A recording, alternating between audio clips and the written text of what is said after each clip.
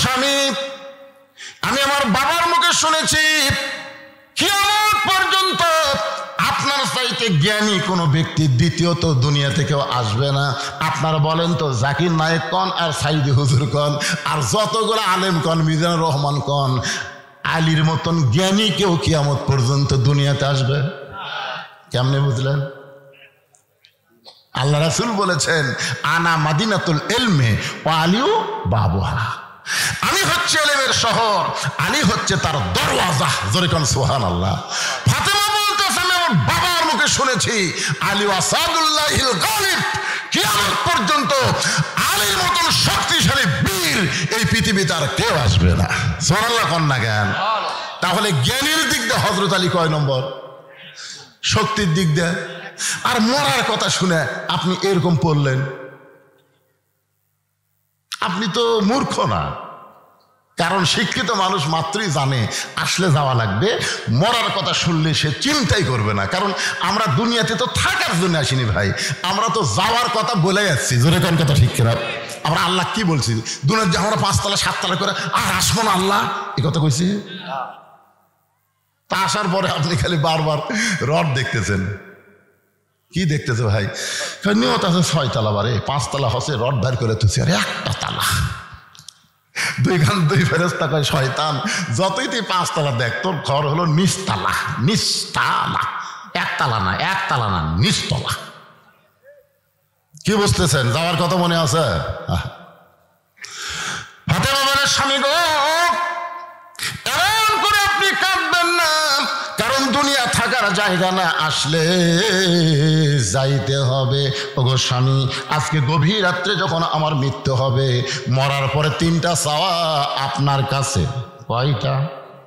আলী কান্দার বলে, ফাতেমা দুনিয়াতে গরিব ছিলাম বলে তুমি কিছুই চাইলা না। আপনার বলেন তো, হযরত আলী ধনী ছিল না গরিব ছিল? কেমন গরিব? একজন বলতেছে খুব গরিব। হযরত আলীর জীবনী পড়েন, তিনি কেমন গরিব ছিল। আরে নবীর সামনে এসে দাঁড়িয়ে থাকতো, আল্লাহ রাসূল বলতেন, আলী খিদে লাগছে, বলে যদি আপনি বোঝেন। রাসূল বলে, খাওয়া নাই যে রাসূল কইছে, আলীর 1 মুহূর্ত থাকিনি, না খায় ঘুম পাড়ছে। আল্লাহ নবী বলে, খাওয়া আছে, আলী খায়, না থাকলে না খায়। যখন ফাতেমার বিয়ের বয়স হলো, নবীর চোখের মধ্যে পানি। আল্লাহ বলে, হাবিব কেন কাঁদতেছেন? বলে, আমার খাদিজা বিবি যখন দুনিয়া থেকে বিদায় নেয়, তখন ফাতেমার হাতে আমাকে ন্যস্ত করেছে। মা খাদিজা যখন চলে গেছে, যাওয়ার সময় ফাতেমাকে ডাক দিয়ে বলছে, মা আমি তো চলে যাচ্ছি, আমি থাকা অবস্থা তোর বাবার দেখাশোনা করছি, কিন্তু আমি চলে গেলে কে দেখবে মা? ফাতেমা বলতেছে, মা আপনি কি বলতে চান? খাদিজা বলে, ফাতেমা তোমার বাবার দায়িত্ব আমি তোমার হাতে দিয়ে গেলাম। আল্লাহ বলে, হাবিব আপনার যেই ফাতেমা আপনার দায়িত্ব নিয়েছে, সেই ফাতেমাকে আপনি দূরে বিয়ে দিয়ে থাকতে পারবেন? নবী বলে, আল্লাহ আমার কাছে তেমন কোনো যোগ্য পাত্র তো আমি দেখি না। আল্লাহ বলে, চোখের সামনেই ঘুর করে, চোখের সামনেই। নবী কয়, কে রে আমার চোখের সামনে কে ঘরে রে? দেখে মাথা তুলে দেখে আলী খাড়ায় আছে। রাসূল কয়, আল্লাহ কাল গরিব কেউ নেই রে। আমি তো বাপ হয়ে ফাতেমা তেমন কিছুই খাওয়ার পারিনি, মনে করছিলাম ভালো জায়গা দিয়ে দেবো, স্বামীর বাড়ি গিয়ে খাইবি, কিন্তু এই মালটা তো আমার থেকে খায়, মানে নবীর কাছে চায় খায়। নবীর একটা বলে, আল্লাহ মুখের সামনে যাকে দেখতে পাই, এই গরিবের সঙ্গে বিয়ে দিতে আমি ফাতেমারে পারবো না। আল্লাহ বলে, আপনি না পারলে কি হবে? আমার বান্দা সমূহের ভিতরে আলীকে আপনার মেয়ের জন্য পছন্দ হয়েছে।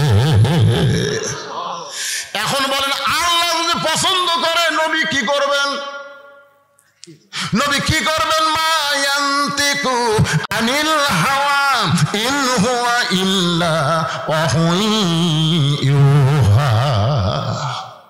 ওই আলীর সঙ্গে যখন ফাতেমার বিয়ে দিবেন, নবী একটু রাগ করে ডাকলেন, আলী এই শোন তো শোন, কেন আমার মুখের সামনে সবসময় ঘুর করিস কেন?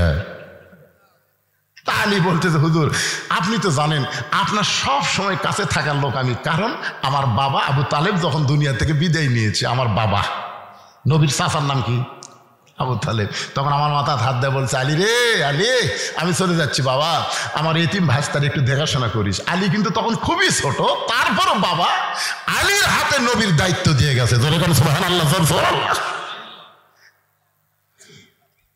আল্লাহর নবী আমি কি দূরে যাব?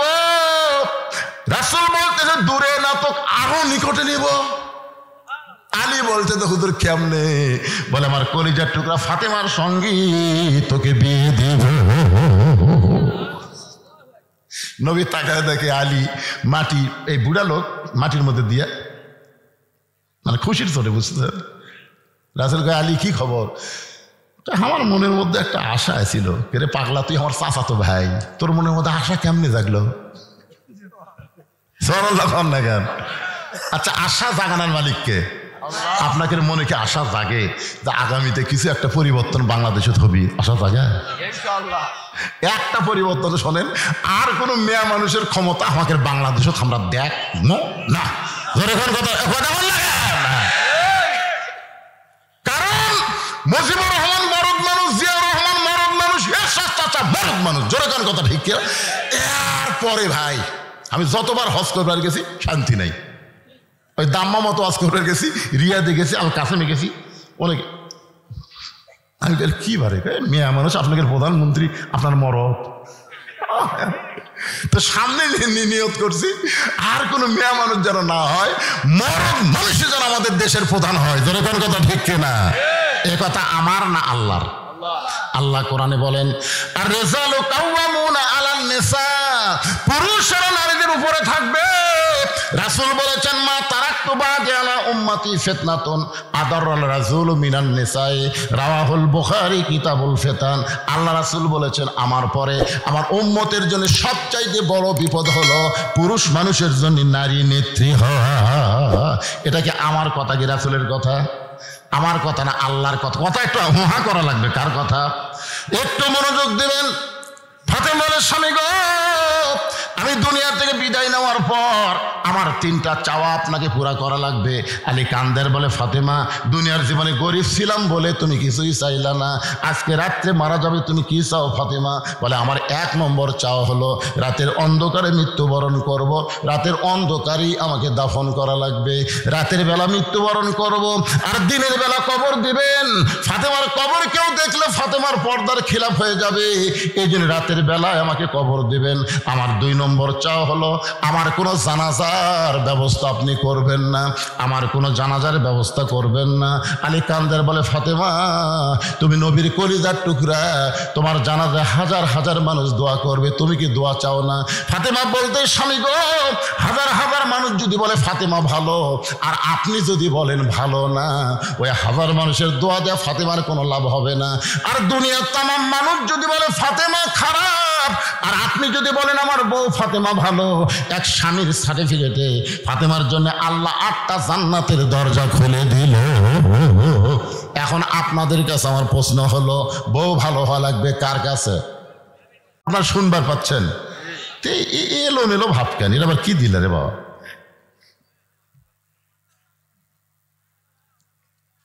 আচ্ছা আচ্ছা আচ্ছা, ঠিক আছে।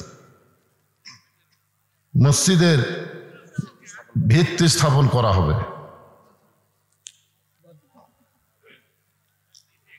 না না না, অসুবিধা নেই। আপনার যদি টাকা না দেন মসজিদ হবেই, বিশ্বাস করেন। মসজিদ ইব্রাহিম আলাইহিস সালামের যখন বাঁচলো না, কাবাখানটি তৈরি করার জন্য বাঁচলো, তখন বলতেছে আল্লাহ যে সামান্য যে পাথরের কুটাকুটি বাঁচলো, এটা কি করবো? ছিটা দাও। ইব্রাহিম আলাইহিস সালাম ছিটা দিল। তো এখন বলতেছে আল্লাহ আমি মানুষে কদ্দুর ছিটা দিলাম, আল্লাহ কয় তুমি খালি মারছে আর আমি সব জায়গা ফেলে দিছি। যে জায়গায় বসলেন ওই জায়গা সাক্ষী হবে। আর সবচাইতে বড় কথা হলো কোরআন হলো যাবতীয় রোগের ঔষধ। আপনি উঠলেন 1 বছরের ব্যায়াম থাকলো না, আরেকবার বসলেন 2 বছরের ডাক্তারের কাছে যাওয়া লাগলো না, তাহলে ওটা বসার মধ্যে 2 বছর শেষ। অসুখ বিসুখ ব্যায়াম বেদি দেওয়ার মালিককে, ভালো করার মালিককে। আল্লাহ কোরআনকে বলেছেন অনুনাজ্জিলু মিনাল কুরআনি মা হুয়া শিফাউ ওয়া রাহমাতুল লিল মুমিনিন। এই কোরআনকে যাবতীয় ঔষধ হিসেবে মুমিনদের নবীদের জন্য আল্লাহ নাজিল করেছেন। এই জন্য যারা পিছনে বসলেন আবার সামনে বসলেন, আল্লাহ তোমার কোরআনকে সম্মান দেওয়ার কারণে এই দুইটা জায়গা তার জন্য জান্নাতের সাক্ষী বানায় দাও। ধরে করেন আল্লাহুম্মা আমিন। এদিকে একটু ফাঁকা আছে ভাই, জানার একটু লড়াচড়া করেন, দেখেন শরীরের মধ্যে ক্লান্তি দূর করে দিবে আল্লাহ। এই কোরআন দিয়ে আপনার ভিতরের ক্লান্তি সব দূর করে দিবে। আর যারা পিছনে দাঁড়ায় আছেন এই সুযোগে আপনার একটু বসেন, কারণ দাঁড়ায় যদি সারা বছর ওয়াজ শোনেন একটা সওয়াবও পাবেন না, কারণ দাঁড়ানোর মধ্যে কোনো আদবি নেই, দাঁড়ানোর মধ্যে হলো চরম বেয়াদবি। জোরে কোন কথা ঠিক কিনা? হ্যাঁ হ্যাঁ, এই জন্যে আপনারা বসেন বসেন। এখন চলে আসি মূল আলোচনায়। ইজা আসাবাতুহুম মুসিবাতুন ক্বালু ইন্না লিল্লাহি ওয়া ইন্না ইলাইহি রাজিউন। আপনাদের মনে আছে না ভুলে গেছেন? ইজা মানে যখন, আসাবাতুহুম মুসিবা তোমাদের উপরে বিপদ আপদ মুসিবত আসবে, ক্বালু তখন তোমরা বলবা ইন্না লিল্লাহি ওয়া ইন্না ইলাইহি রাজিউন। ফাতেমা বলে, স্বামী গো, আমি মরে যাওয়ার পর আমার লাশটা খাটনিতে তুলবেন না, কারণ আমি ফাতেমা হিসাব করে দেখেছি আমার খাটনি কান্দে নিবার গেলে 4 জন পুরুষ লাগবে। ধরে কোন কয়জন? আপনারা খাটনি নেওয়ার সময় দেখেননি কয়জন পুরুষ নেয়? ফাতেমা বলতেন হিসাব করে দেখলাম 4 জন পুরুষ কান্দে নেওয়ার মতন দুনিয়াতে আমার নাই। আমার বাবা যদি জীবিত থাকতো, মরা মেয়ের লাশের খাটনি বাবা কান্দে নিবার পারতো। আমার হাসান হোসেন যদি বড় হইতো, মায়ের লাশের খাটনি কান্দে নিবার পারতো। কিন্তু 6 মাস আগে আমার বাবা দুনিয়া থেকে বিদায় নিয়েছে। আমার হাসান হোসেন এত ছোট, মায়ের লাশের খাটনি কান্দে নিবার পারবে না। ওগো স্বামী, আপনি শুধু আমাকে কান্দে করে ওই জান্নাতুল বাকির পূর্ব কোণায় সবুজ রঙের একটা বাতি জ্বলবে, ওই বাতি বরাবর আমাকে দাফন করবেন। আপনি যদি আমাকে দাফন করতে কষ্ট পান, আমার কবর খুঁড়তে যদি আপনার কষ্ট হয়, তাহলে আপনার একান্ত বন্ধুকে বলবেন সে যেন গোপনে ফাতেমার কবরটা খনন করে দেয়। দুনিয়ার কোনো মানুষ যেন ফাতেমার কবরের খবর না পায়। হযরত আলী কাঁদতে কাঁদতে আবু যর গিফারের জানলার কাছে, আলীর বন্ধু হচ্ছেন আবু যর, ওই জানলার কাছে ছোট বাচ্চার মতন ফোফায় ফোফায় কাঁদতেছে। আবু যর গিফারি চমকে গেল, এই গভীর রাত্রে আমার জানলার কাছে কে কান্দে? দরজা খুলে বাইরে এসে দেখি পৃথিবীর শ্রেষ্ঠ বীর হযরত আলী ছোট বাচ্চার মতন কাঁদতেছে। আবু যর গিফার বলে, আলী ভাই, জীবনে কত যুদ্ধ গেলাম আপনার সঙ্গে, কোনো যুদ্ধে আপনাকে পরাজিত হয়ে কাঁদতে দেখি নাই। হযরত আলী কোনো যুদ্ধে পরাজিত হয়নি। জোরে কান কি হয় নাই? কিন্তু আজকে আমার জানলার কাছে এমন করে কেন কাঁদতেছেন? আপনার জীবনে এমন কি যুদ্ধ, যেই যুদ্ধ পরাজিত সৈনিকের মতন আপনি কাঁদেন? আলী বলতেছেন, আবু যর, জান্নাতুল বাকির পূর্ব কোণায় একটা কবর কর। আবু যর গিফারি বলে, আলী ভাই, এখন পর্যন্ত দুনিয়ার কেউ মৃত্যুবরণ করে নাই, মানুষ না মরলে কেন কবর খুঁড়ব? আর দিনের বেলা কি কবর খোঁড়া যাবে না? রাতের বেলা কেন কবর খুঁড়ব? আলী বলতেছে, আবু যর, একজন পর্দানিশী গভীর রাত্রে দুনিয়া থেকে বিদায় নিবে, সেই পর্দানিশী ওসিয়ত করেছে এই রাতের বেলায় তাকে দাফন করা লাগবে। আবু যর গিফার বলে, আলী রে, সেই পর্দানিশী কে? তার কি নাম তোমার মুখস্থ নাই? আলী বলতেছে, আবু যর, 6 মাস আগে আমার হাসান হোসেন নানা হারাইছে, 6টা মাস আগে আমার হাসান হোসেন নানা হারাইছে। আজকে গভীর রাত্রে আমার কলিজার টুকরা সন্তান তাদের মা হারাবে। কয় মাস আগে নানা মারা গেছে? কয় মাস? 6টা মাস হলে নবী বিদায় নিয়েছে।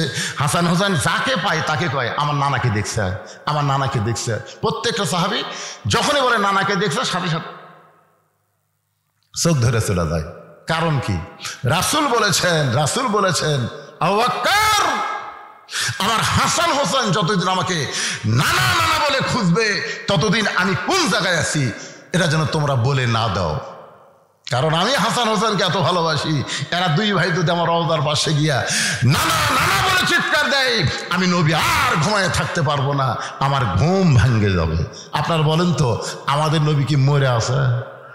এই জন্য আমরা সকলেই গজল গাই, ইসলামের আলো জ্বলা দিয়া নবী ঘুমায়া আসেন সোনার মদিনায়। এ গজল গাইলে গুনাহ হবে? তাহলে সবাই একটু প্রাণ দিয়া মহব্বত দিয়ে সবাই একটু বলবেন, ইসলামের পতাকা উড়ায়া দিয়া নবী শুইয়া আসেন সোনার মদিনায়। আবু যারা বলতে চালি, ভাই নানা চলে গেছে 6 মাস আগে, তোমার 2টা সন্তানকে তুমি সামাল দিবার পারতেছ না। আজকে রাত্রেবেলা যদি মা চলে যায় তাহলে তোমার 2টা সন্তানকে তুমি কেমনে সামাল দিবা? আলী বলতেছে, আবু যার পরের কথা পরে চিন্তা করা যাবে, যা একটা কবর কর। আবু যার গিফারি কোদাল নিয়ে জান্নাতুল বাকির পূর্ব কোণায় গিয়ে দেখে সবুজ রঙের একটা বাতি জ্বলতেছে, যেই বাতির কোনো তার নাই, যেই বাতির কোনো সুইচ নাই, বিনা তারে বিনা সুইচ আমার আল্লাহ তাআলা অটোমেটিক একটা বাতি জ্বলা দিছে। সুবহানাল্লাহ কন্যা ঘর মনে মনে খুশি হন যে অন্ধকার কবরে যাবেন, জানলা নাই, দরজা নাই, বালিশ নাই, বিছানা নাই, অন্ধকার কবরে কেমনে থাকবো? বিনা তার যদি আল্লাহ বাতি জ্বালাবার পরে আমাদের কবরে আল্লাহ বাতি জ্বালায় দিবে। যখন কথা ঠিক করে কথা বলেন, কি মনে করতেছেন আপনার কবর কবর হবে না ভাই? আপনার কবর হবে জান্নাতের বাগান। জোরেকান কিসের বাগান? আবু যর গিফারি তাকায় দেখে রে, তার নাই, সুইচ নাই, বিনা তারে কে বাতি জ্বালাইলো? বাতির নিচে গিয়ে দেখে বাতির আলো গোলাকার হয়ে পড়ে নাই, বাতির আলো 4 কোণা হয়ে পড়ছে। 4 কোণা বোঝেন? আলো কিন্তু এটা গোলাকার, যেখানে আলো পড়ছে গোলাকার হয়ে পড়ছে, কিন্তু ওই বাতির আলো 4 কোণা। ওই 4 কোণার মধ্যে আবু যর গিফারি কোদাল দিয়ে কবর খুঁড়তেছেন আর বলতেছেন, কবর রে তুই কি বলতে পারিস দিনের বেলা কবর না করে এই গভীর রাত্রে কেন কবর খুঁড়তেছিস? কবর রে তুই কি বলতে পারিস তোর মধ্যে একজন মহিষী নারীকে আজকে রাখা হবে, নবীর মেয়ে হওয়ার পরেও নবী তাকে মা বলে সম্মান দিয়েছে। আপনারা আমার কথা মনে বোঝেননি? নবীর মেয়ে হওয়ার পরেও নবী তাকে কি হিসাবে সম্মান দিয়েছে? মা আয়েশা বলতেছেন, ইয়া রাসূলুল্লাহ, ফাতেমা হলো আপনার মেয়ে, কিন্তু আপনি এত সম্মান করেন, মাঝে মধ্যে আমারই রাগ হয়। আপনার মেয়ে ঘরের মধ্যে আসলে আপনি খাড়া হন, আপনার মেয়ে আপনি ঘরের মধ্যে ঢুকলে আপনি নিজেই সালাম দেন, মেয়ে সালাম না দে আপনি সালাম দেন। একটা বাবা কোনোদিন মেয়ের সাথে এমন করে? আল্লাহ রাসূল বলেন, আয়েশা তুমি জানো না তো, তুমি জানো না ফাতেমা শুধু আমার মেয়ে না, ফাতেমা হলো আমার মা। জোরে খান সুবহানাল্লাহ। আয়েশা বলে, হুজুর কেমনে মা হলো? রাসূল বলে, আয়েশা তুমি কি তায়েফের খবর জানো? তুমি কি বলতে পারো তায়েফ আমার সঙ্গে কি ব্যবহার করা হয়েছিল? আয়েশা বলে, হুজুর আপনি না বললে আমি কেমনে বলতে পারবো? রাসূল বলে, আয়েশা তাহলে শোনো, আমার তায়েফের ঘটনার 1 মাস 2 মাস আগে আমার দরদের বিবি খাদিজা দুনিয়া থেকে বিদায় নিয়েছে। তায়েফের ঘটনার কয় মাস আগে? কোন ইতিহাসে লিখছে 1 মাস, কোন লেখ 2 মাস। 2 মাস আগে দরদের বিবি খাদিজা দুনিয়া থেকে বিদায় নিয়েছে। রাসূল আমার তায়েফের কাছে গেলেন কলেমার দাওয়াত নিয়ে, এত পাথরের আঘাত করছেন, গোটা দেহ রক্ত, গোটা জামা রক্তে মেখে লাল হয়ে গেছে। রাসূল যখন মক্কায় ফেরত আসলেন তখন খাদিজাও নাই, নবীর চাচা আবু তালেবও নাই, নবীকে আদর সোহাগ করার মতন কেউ নেই। মাথা নিচু করে নবী যখন ঘরের মধ্যে বসে আছে এতিম অসহায়, এমন সময় নবীর 3টা মেয়ে ঘরের মধ্যে ঢুকছে, একসাথে 3 মেয়ে। এক মেয়ের নাম হলো কুলসুমা, একটা নাম হলো রোকেয়া, আর একটা নাম হলো জয়নাব। 3 মেয়ে ঢুকে বলতেছে, বাবা আপনি তাইফে কেন গেলেন? এই কয়দিন আগে আমাকে মা মারা গেছে, আপনি তাইফে কেন গেলেন? এই তাইফবাসীরা এত পাথর মারলো, আপনার গোটা দেহ রক্তাক্ত হয়ে গেল, এই কষ্ট আপনি কেমনে সহ্য করবেন? 3টা মেয়ে মেয়ের মতন কথা বলে যখন ঘর থেকে বাইরে যায়, রাসূল বলে, আয়েশা এমন সময় আমার মেয়ে ফাতেমা ঘরের মধ্যে ঢুকে দরজা বন্ধ করে দেয়। ফাতেমা ঘরের মধ্যে ঢুকে কি বন্ধ করে? দরজা বন্ধ করে দেয়। রাসূল বলে, ফাতেমা দরজা বন্ধ করলেন কেন? ফাতেমা বলতেছে, বাবা আমি শুনেছি আপনার কাছে ইব্রাহিম নবীর জন্য আল্লাহ নমরুদের আগুনের চুলা শান্তির বাগান বানায় দিছে, মুসা নবীর জন্য আল্লাহ সাগরকে রাস্তা বানায় দিছে, তাহলে আমার বাবার জন্য আল্লাহ তাইফের পাথর কেন তুলা বানাবার পারলো না? ও বাবা, এই বছর আমার মা দুনিয়া থেকে বিদায় নিয়েছে। বাবা, আপনার গোটা দেহের রক্ত যদি আল্লাহর বাবা তাইফে যাইতো, তাইফবাসীরা যদি আল্লাহর বাবাকে পাথর মারতো, আপনি বলেন তো বাবা আল্লাহর কেমন লাগতো?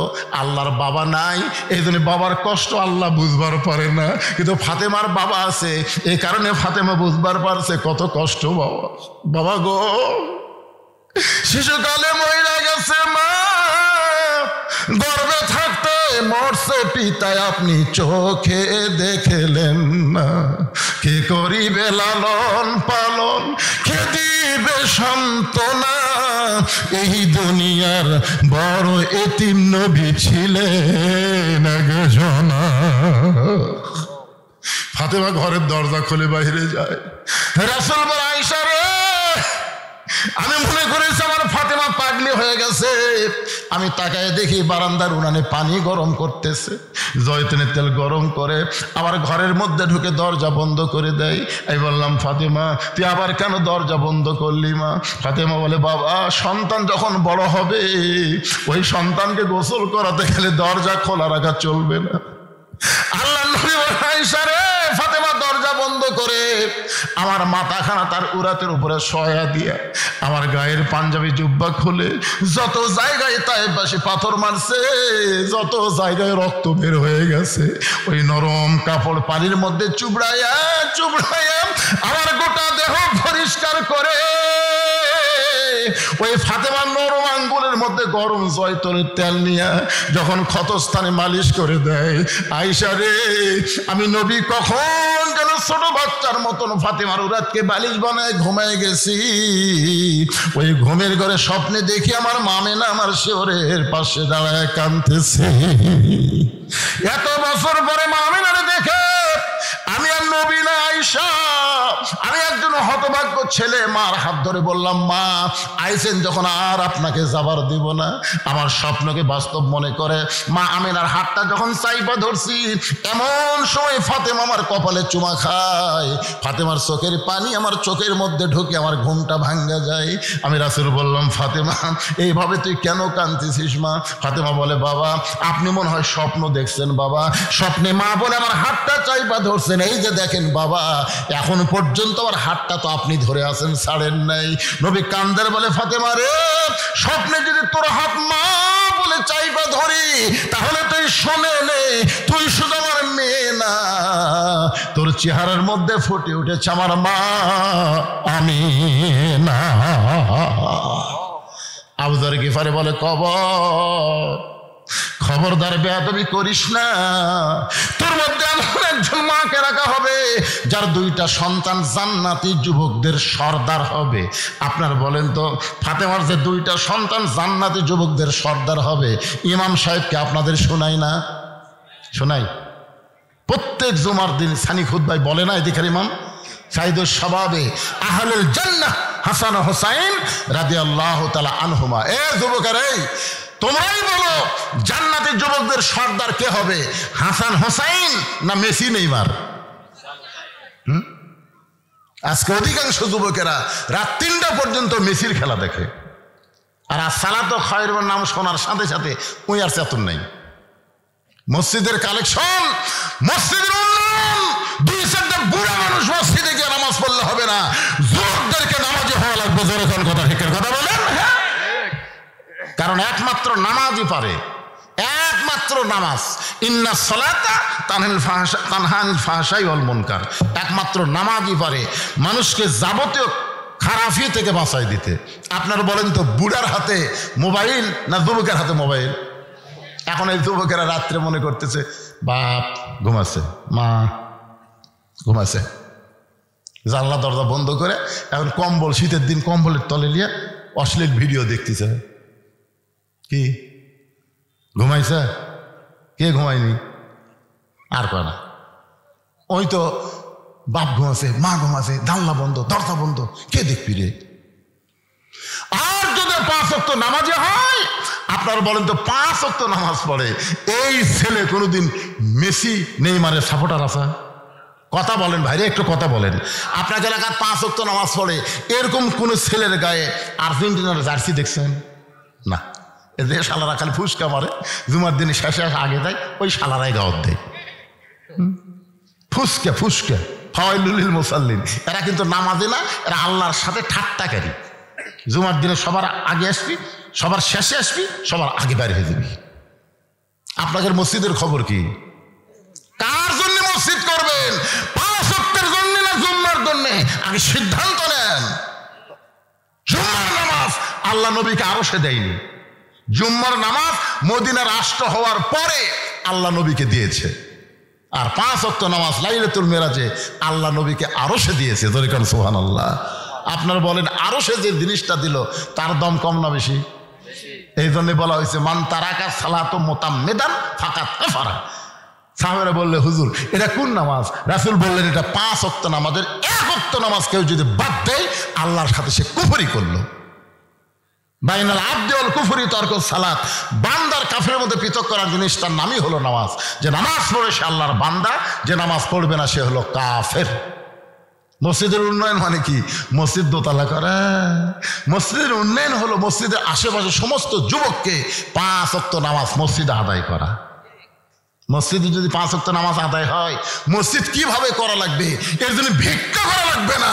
প্রত্যেকটা মুসল্লি বাড়ি করার আগে মসজিদ তৈরি করবে। জোরকান কথা ঠিক না? আপনারা জানেন পাকিস্তানের শহীদ আফ্রিদি, পাকিস্তানের ওই আগে 19টা মসজিদ করছে। 19টা মসজিদ আগে বানাচ্ছে, তারপরে নিজের বাড়ি করছে। আল্লাহর ঘরের গুরুত্ব বেশি না আমার পায়খানার গুরুত্ব বেশি? তোমার পায়খানা টাইলস দিয়ে কি সুন্দর করে বানালে। মসজিদের জন্য টাকা চাইলে এলাকার একটাও নেই। সব বাইরের লোকের আসে এখন যে টাকা দিয়েছে চাদরের মধ্যে 2টা শর্ট কিনা ছাড়া মসজিদ করে ফেলবেন। এখন শীত আসতেছে কার্পেট কেনা লাগবে, আপনার যে টাকা দিয়েছেন 2টা কার্পেট হবে। মসজিদ ভাঙলে বিপদ পড়বেন। এই জন্য 5 ওয়াক্ত নামাজের আগে মুসল্লি তৈরি করেন। মসজিদ হবি না মসজিদের বাপ হবি। এটা আবার কি ভাব? আচ্ছা ইমাম সাহেব চলে গেছে। আরে এই মসজিদের ইমাম সাহেব চলে গেছে, তার রুহের মাগফিরাতে তার মেয়ে 2000 টাকা দিয়ে দোয়া আছে। আমরা দোয়া করি আল্লাহ মরহুম ইমাম সাহেবকে তার মকামকে জান্নাতের উচ্চ মাকাম দান করুক। যেরকম আমিন। সবাই বলে বিরক্ত হচ্ছেন আপনারা? কিছু লোক উঠে গেছিল আবার দূর করে চলে আসতেছে। না না সারা রাত তোমাকে বাবা মনে একটু কষ্ট লাগছে, এই জন্যই বললাম। বেজার হলেন আমার মায়েরা বোনেরা যারা পর্দার অন্তরে শোনেন, ইসলামের একজন কর্মী কারো কর্মী এটা যদি নারী হয় একটু মনোযোগ দিয়ে শোনেন। আবু যর গিফারি বলতেছে খবরদার বেয়াদবি করবি না, তোর মধ্যে এমন একজন বিবিকে রাখা হবে যার স্বামী হলো আসাদুল্লাহিল গালিব। এই কথা বলে আবার যখন কোদাল মারতেছে এমন সময় কবর থেকে আওয়াজ আসতেছে আবু যর কার মা কার মেয়ে কার বিবি এইটা কবর দেখবে না। আমল যদি ভালো হয় কবর জান্নাতের বাগান হবে, আর আমল যদি খারাপ হয় কবর তার জন্য জাহান্নামের গর্ত হবে। মনে করবেন যে এটা ফাতেমার জন্য, কিন্তু বলে নাই, এটা বলেছে আমাদের সকলের জন্য। জোরে কারণ ঠিক কি না? অনেকে মনে করবে হুজুর এটা ফাতেমার জন্য কবর কইছে। না, ফাতেমার জন্য না, এটা বলছে যে মা দেখবে না, মেয়ে দেখবে না, বিবি দেখবে না, কবর দেখবে আমল। আমল যদি ভালো হয় কবর জান্নাতের বাগান হয়ে যাবে, আর আমল যদি খারাপ হয় কবর জাহান্নামের গর্ত হয়ে যাবে। এই কথা যেই মাত্র কবর থেকে শব্দ শুনছে আবু যর গিফারি কোদাল মারবার চায়, দেখে শরীরের মধ্যে আর কোনো শক্তি নাই, গোটা দেহ থরথর করে কাঁপতেছে, হাতের কোদাল কবরের মধ্যে পড়ে গেছে। আবু যর গিফারি গোরস্থান ছেড়ে জান্নাতুল বাকি ছেড়ে কোথায় যেন পালায় দেয়। নির্দিষ্ট সময় হযরত আলী ফাতেমাকে নেওয়ার জন্য ঘরের মধ্যে ঢুকে ডান পাশে হাসান বাম পাশে হোসাইন ঘুম পাড়তেছে। সুবহানাল্লাহ কন না কেন? ডান পাশে কে? হাসান ঘুম পাড়তেছে, বাম পাশে হোসেন ঘুম পাড়তেছে। কারণ ফাতেমা জানে আমার দুইটা সন্তান যদি চেতন থাকে তাহলে মাকে দাফন করার ব্যাপারে বাবাকে বিরক্ত করবে। এই জন্য দুইটা সন্তানকে ঘুমায় দিয়ে হযরত আলী লক্ষ্য করে দেখে ফাতেমা নিজে নিজের গোসল করেছে, নিজে নিজের কাফনের কাপড় পরে দুইটা হাত শুধু দুইটা সন্তানের বুকের উপর দিয়া চিরতরে দুনিয়া থেকে বিদায় নিয়েছে। আমার মায়েদের জন্য বলতেছে, মা ফাতেমাকে দুনিয়ার কেউ গোসল করাই দেয় নাই, নিজের গোসল নিজেই করেছে, নিজের কাপড়ের কাপড় নিজেই পরেছে। মা খাদিজা বলতেছে, ফাতেমা যখন আমার দুনিয়াতে ভূমিষ্ঠ হলো আমি কোনো প্রসব বেদনা পাই নাই, আমার কোনো কষ্ট হয় নাই। ফাতেমা আসার পরে তাকায় দেখি ফাতেমা দুইটা হাত দিয়া তার নিজের ইজ্জত পর্যন্ত ঢেকে ধরেছে। আমি মা হইয়াও কোনোদিন ফাতেমার ইজ্জত দেখতে পারি নাই। সুবহানাল্লাহ। অকরনা ফি বুয়ুতিকুন্না ওয়ালা তাবাররুজনা তাবাররুজাল জাহিলিয়াতিল উলা। নারী কর্মীর এক নম্বর আমল হলো আল্লাহর ফরজ আইন পর্দাকে মেনে চলা। জোরে কোন কথা ঠিক কিনা? পর্দা যদি না থাকে মা আপনি যতই নামাজ পড়েন রোজা করেন একটা ইবাদত আল্লাহর দরবারে কবুল হবে না। এক নম্বর নারী কর্মীর আমল হলো পর্দা। জোরে বলেন নাম কি? হযরত আলী ফাতেমাকে কাঁধে করে নিয়ে ওই জান্নাতুল বাকির পূর্ব কোণায় গেছে। আবু যর ফাতেমার কবর ত্যাগ কর। মনে করতেছে আবু যর যদি থাকে তাহলে ফাতেমার কবরের কথা বলতে পারবে, কিন্তু আল্লাহ তাআলা আবু যরকে পাগল বানায়া আগেই ফাতেমার কবর থেকে খেদা দিয়েছে। নিজের হাতে হযরত আলী ফাতেমাকে দাফন করে গভীর রাতে আল্লাহকে বলতেছে, আল্লাহ আমার বিবি ফাতেমা, আল্লাহ তোমার এক নম্বর কর্মী ছিল, তোমার পর্দাকে এমন ভাবে গ্রহণ করেছিল, আমি স্বামীর কাছে চাইছে গভীর রাত্রে তাকে দাফন করলাম। আল্লাহ শুধু পর্দার জন্য সে জানাজা নেয় নাই, পর্দার জন্য খাটনিতে চলে নাই, আমি স্বামী হইয়া তার জন্য দোয়া করে আল্লাহ গো ইসলামের এক নম্বর নারী কর্মী রে তুমি কবুল করে নাও। এই কথা যেই মাত্র হযরত আলী আল্লাহকে বলেছে তাকায় দেখে সামনে কয়েকটা পুরাতন কবর দেখা যায়। এই মাত্র ফাতেমাকে কবর দিল, সেই নতুন কবর আর নাই, শুধু পুরাতন কবর। নতুন কবর কোথায়? গোটা জান্নাতুল বাকি হযরত আলী দৌড়ায় বলে ফাতেমার কবর এখনই কবর দিলাম, সেই কবরটা গেল কোন জায়গায়? কে যেন ডাকতে বলে, আলী রে তুমি স্বামী হইয়াও যদি কিয়ামত পর্যন্ত খোঁজো ওই ফাতেমার কবর আর তুমি দেখতে পাবা না। আমি আল্লাহ জোহরা ডিগ্রি দিয়া ফাতেমার কবরটাকে কিয়ামত পর্যন্ত পর্দা করে দিয়েছি। আমার মায়েরা শোনেন, আজকে যদি আপনার ফাতেমার মতন পর্দানিশী হন, আপনাদের পেটের মধ্য থেকে যে বাচ্চা হবে এই বাচ্চা কি হবে? ইসলামী আন্দোলনের কর্মী হবে। আপনার বলেন তো কোনো মেয়ে মানুষ বলবে যে আমি সিজার কর্ম কে রে? সিজার কি মেয়ে মানুষ করে না মরদ করে রে? কে রে লাইলিয়া সাইডিয়া তোমার পেট কাটবি তাও পর পুরুষ আমার পেটের উপর হাত দেখ, এটা আমি চাই না, মরিয়া যাবো, এরকম নিয়ত করা লাগে মায়েদেরকে। আল্লাহ তাআলা আগেকার দাদি নানি একটাও সিদার করা লাগেনি, বাচ্চা হয়নি। কথা কর না কেন? আর এখনকার মরদ গায়ে শোনেন, আমি তিনটা কথা বলি। এক নম্বর কথা হলো বাংলাদেশের কোনো ডাক্তার তার বউ সিদার করে না। আমার এলাকার যত ডাক্তার, ভালো ডাক্তার, এবার পল্লী ডাক্তারের কথা আমি বলতেছি না, ভালো doctor, MBBS doctor, FCBS doctor, FRCS doctor, কোনো তাদের সন্তান সিজার করা হয়নি। কারণ ডাক্তার বলে সিজার করলে সন্তানেরও ক্ষতি, মায়েরও ক্ষতি। এজন্য ডাক্তারের বউয়ের সিজার লাগে না।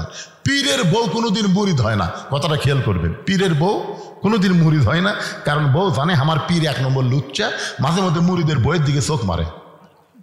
আর একটা কথা শোনেন, মৌলবীর বাড়িতে কোনোদিন মিলাদ হবি না, মৌলানার বাড়িতে কিন্তু মিলাদ হয় না, এরা পরের বাড়িতে পড়ায়, নিজের বাড়িতে হয় না। তাহলে আমি কয়টা কথা বললাম? এক নম্বর হলো ডাক্তারের বউয়ের সিজার লাগে না, দুই নম্বর পীরের বউ মুরিদ হয় না, আর মৌলবীর বাড়িতে মিলাদ লাগে না।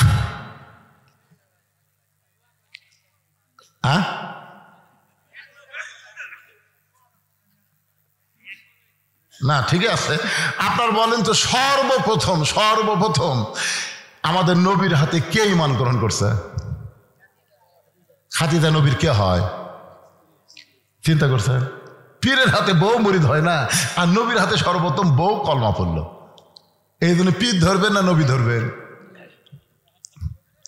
পীরের মধ্যে গোজামিল আছে ভাই, কিন্তু নবীর মধ্যে কোনো গোজামিল নাই। এই জন্য আল্লাহ বলেছেন আতিউল্লাহ আতিউর রাসূল। আল্লাহকে যদি পাইতে চাও নবী ছাড়া পাওয়ার কোনো রাস্তা নাই। যেরকম কথা ঠিক কিনা? দেখেন আয়াতটা খেয়াল করেন, ও আতিউ উলিল আমরি মিনকুম, তা কিন্তু আল্লাহ বলেনি। আল্লাহ বলেছে আতিউল্লাহ আতিউর রাসূল, এরপর আল্লাহ বলেছেন উলিল আমরি মিনকুম, অউলিল আমরি মিনকুম। আল্লাহর আনুগত্য করো, নবীর অনুসরণ করো, আর তোমাদের আমিরকে মানো কতক্ষণ?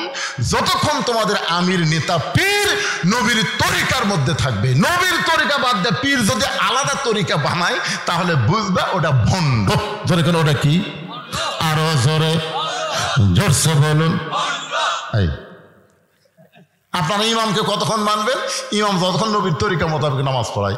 ইমাম যদি 4 রাকাত 3 রাকাত করে মানবেন? পীরকে কতক্ষণ মানবেন? পীর যতক্ষণ নবীর তরিকার মধ্যে আছে। নবীর তরিকা বাদ দেওয়া আলাদা তরিকা বানাচ্ছে। আমার দয়াল বাবার দরবারেতে কেউ ফিরে না খালি হাতে। মানবেন? আর নবীর তরিকা মোতাবেক যদি জিকির করে তাহলে কি বলা লাগবে? আমার দয়ার আল্লাহর দরবারেতে কেউ ফিরে না খালি হাতে। আল্লাহ আল্লাহ আল্লাহ। কোনটা করবেন? বাবা না আল্লাহ? আমাদের বাংলাদেশে এই বাবারা, এই বাবা ইসলামী আন্দোলনের বিরোধী। ধরে কোন কথা ঠিক কিনা? সর্বশেষ কথা, ইন্না লিল্লাহি ওয়া ইন্না ইলাইহি রাজিউন। সবচেয়ে বড় বিপদ, এই কোরআনের আইন বাংলাদেশে চালু হোক, এটা 3 শ্রেণীর লোক বিরুদ্ধচারণ করবে। কয় শ্রেণীর? এরা চাবে না, এরা কোনো সময় চাবে না যে বাংলাদেশ আল্লাহর কোরআন দিয়ে চলুক। আপনার দেখেন তো আপনার এলাকাতে 3 শ্রেণী আছে কিনা। 1 নম্বর হলো ফেরাউনি গোষ্ঠী। আবু জেহেলের শাসন যারা চায় তারা কোরআনের শাসন কোনোদিনও চাবে না। জোরে কোন কথা ঠিক কিনা? এখন আপনারা দেখেন তো এরকম কেউ আছে কিনা। 2 নম্বর হলো পুঁজিপতি, যারা সুদ খায়, সুদ ভিত্তিক সমাজ চায়, তারা কোনোদিন যাকাত ভিত্তিক সমাজের পক্ষে থাকবে না। জোরে কোন ঠিক কিনা? কোরআনে আইন চালু হলে সুদকে কবর দেওয়া হবে, যাকাত দিয়ে অর্থনীতি চলবে। জোরে কোন কথা ঠিক? কথা বলেন ভাই? তাহলে কয়টা গেল? আর একটা হলো ধর্ম লিয়া যারা ব্যবসা করতেছে। বাবার দরবার আছে না নাই? ওরা কোনোদিনও চাবে না যে কোরআন দিয়ে বাংলাদেশ চলুক, কোরআন দিয়ে রাষ্ট্র চললে একটা ভণ্ডের দরবার থাকবে না। এরা লাঠি লিয়া হোক, টাকা দিয়া হোক, যেভাবেই হোক, এরা আগামীতে কোরআনের বিরুদ্ধচারণ করবে। আপনার এলাকা তো আছে, দেখবেন। আবু জেহেলের নেতৃত্ব যারা চায়, মুহাম্মদ সাল্লাল্লাহু আলাইহি ওয়াসাল্লামের নেতৃত্ব যারা চায় না, তারা কোনোদিন কোরআনে আইনও পাবে না। আল্লাহ পাক আজকে এই বিশাল মাহফিল যারা কষ্ট করে, খুব খাটাখাটনি করে, টপ করে নেওয়ার পড়তেছে, এরপরেও আল্লাহর যে সমস্ত বান্দাদেরকে শেষ পর্যন্ত আল্লাহ কবুল করেছেন, আমি আপনাদের নিয়ে একটা মোনাজাত করব। কি লাভ দিয়ে উঠলেন কেন এই 2-3 জন? না না না, আপনারা কি মনে করতেছেন এই মোনাজাতের দাম নাই? এটা অনেকেই পছন্দ করে না। আপনারা কি সেই গ্রুপ আছেন? হ্যাঁ, না না না, মোনাজাতের নাম হলো মাথারে পাগল। মাথা যদি না থাকে, হ্যাঁ ও শোনেননি মাথা ছাড়া মোদি হওয়া, হ্যাঁ শেষে হবেন মাথা ছাড়া। হ্যাঁ, এই জন্য আমরা সবাই মোনাজাত আর দোয়া মুখলিবাত, আমরা সবাই মোনাজাত করব। যারা কষ্ট করে মেহনত করে আজকের এই জান্নাতের বাগান লাগাইছে, আল্লাহ পাক সকলকে কবুল করুক। আস্তাগফিরুল্লাহ পড়েন, আস্তাগফিরুল্লাহ আস্তাগফিরুল্লাহ রাব্বি মিন কুল্লি জামমি ওয়া তুবু ইলাই, লা হাওলা ওয়ালা কুওয়াতা ইল্লা বিল্লাহিল আলিয়্যিল আযীম। আল্লাহুম্মা সাল্লি আলা মুহাম্মাদ, আল্লাহুম্মা বারিক আলা মুহাম্মাদ, আল্লাহুম্মা সাল্লি আলা সাইয়্যিদিনা মুহাম্মাদ। দাদার মোনাজাত করে দিল। আল্লাহুম্মা আমিন। আল্লাহুম্মা আনতাস সালাম ওয়া মিনকাস সালাম, তাবারাকতা ইয়া যাল জালালি ওয়াল ইকরাম। আল্লাহ টপ করে নিয়ত পড়তেছে, আল্লাহ তোমার বান্দারা শীতের ভিতর আরামের বাড়ি ঘুমকে বাদ দিয়া কোরআন হাদিসের মহব্বত নিয়ে এই জান্নাতের বাগানে বসে বসে কোরআন হাদিস আলোচনা শোনার শেষে আমি গুনাহগারের সঙ্গে রহমতের দরজায় ফকির হয়ে দোকানে হাত তুলেছি। আল্লাহ মেহেরবানি করে আজকের মাহফিল আমাদের সকলের হিদায়াতের জন্য, নাজাতের জন্য, জান্নাতের জন্য আল্লাহ কবুল করো। এই মাহফিলের শুরু থেকে শেষ পর্যন্ত যত আলোচনা হয়েছে আল্লাহর মধ্যে যদি ত্রুটি হয়, ভুল হয়, মাফ করে দাও। এর যা হাদিয়া মঞ্জুর করো সোনার মদিনায় নবী পাকের রওজা মুবারকে আল্লাহ কবুল করে নাও। তামাম আম্বিয়ায়ে কেরাম, আসহাবে কেরাম, তাবিঈন কেরাম, তাবা তাবিঈন কেরাম, আউলিয়া কেরাম, পীর মাশায়েখ, বুজুর্গানে কেরাম, তামাম পৃথিবীর মাটির নিচে মুমিন মুমিনা শুয়ে আছে আল্লাহ সকলের আরওয়াহ পরে হাদিয়া কবুল করো। আমরা যারা হাত তুলেছি আমাদের জনম দুঃখনী মা যাদের কবরে গেছে আল্লাহ মেহেরবানি করে মায়ের কবর জান্নাতের টুকরা বানায়া দাও। বাবার বাড়ি ঘর সবই আছে, এতিম করে তুই আমাদের বাবা যাদের কবরে চলে গেছে আল্লাহ মেহেরবানি করে বাবার কবরকে জান্নাতের টুকরা বানিয়ে দাও। আমাদের দাদা দাদি, নানা নানা, আত্মীয় স্বজন, শ্বশুর শাশুড়ি যাদের কবরে গেছে আল্লাহ কবরবাসীদের তুমি মাফ করে দাও। আল্লাহ যারা কষ্ট করে মেহনত করে তোমার ঘর সংস্কারের জন্যে, নতুন করে নির্মাণের জন্য যারা আজকে মাহফিলের আয়োজন করেছে আল্লাহ তাদের সকলকেই জান্নাতি কবুল করো। এই গ্রামের সবাইকে মিলেমিশে তোমার মসজিদে 5 ওয়াক্ত নামাজ জামাত আদায় করার তৌফিক দিও। নতুন করে মসজিদের জন্য নগদে বাকিতে আজকে যারা দান করেছে আল্লাহ সব দানগুলোকে জান্নাতের বিনিময়ে তুমি কবুল করো। আজকের মাহফিলের সভাপতি, সহসভাপতি, প্রধান অতিথি, বিশেষ অতিথি, মসজিদ কমিটির সভাপতি, সেক্রেটারি, কেশিয়ার, ইমাম, মুয়াজ্জিন, মুসল্লি, খতিবকে আল্লাহ তুমি কবুল করো। আল্লাহ আমার মা বোনেরা পর্দার অন্তরালে বসবাস শুনেছে, আবিদা সালিহা পর্দানিশী কবুল করে, মা ফাতেমা চরিত্র পর্দানিশী কবুল করো। আল্লাহ তাআলা যে কোরআন এত সুন্দর ভালো লাগে, এত শুনতে এত ভালো লাগে, সে কোরআনের সমাজ আগামীতে বাংলাদেশে আমরা যেন দেখতে পারি সে তৌফিক আল্লাহ তুমি আমাদেরকে দান করো। আসার সময় একজন বলেছে, হুজুর আমি বিয়ে শাদী করছি, অনেকদিন হয়ে গেল, আমার বাচ্চা কাচ্চা হয় না, একটু দোয়া করবেন। আল্লাহ আমরা দোয়া করি, আল্লাহ মায়ের কোলে একটা সন্তান দিও, বাবার অন্তরে আল্লাহ বাচ্চা দিয়ে তুমি শান্তি দিও। অসুস্থ যারা আছে আল্লাহ, আমি অসুস্থ, আমার মতো অসুস্থ অবস্থায় হাত তুলেছি আল্লাহ সুস্থতার নিয়ামত দান করো। আল্লাহ যুবকদেরকে 5 ওয়াক্ত নামাজ জামাত আদায় করার তৌফিক দিও। আলেম ওলামা অনেকে হাত তুলেছে আল্লাহ, যার 2 হাত পছন্দ করো সেই 2 হাতের উসিলায় আজকের মাহফিল কবুল করো। 1 মিনিট শুধু খেয়াল করেন কত মানুষের জানাজার নামাজ আমরা পড়েছি, এই 2 হাত দিয়া কত কবরে আমরা মাটি দিয়েছি। আমরা মরে যাব, আমরা সবাই মরে যাব।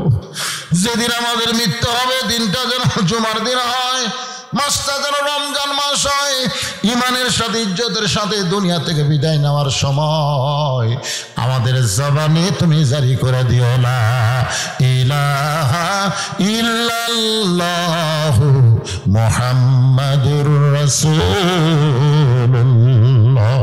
সাল্লাল্লাহু আলাইহি সাল্লাম।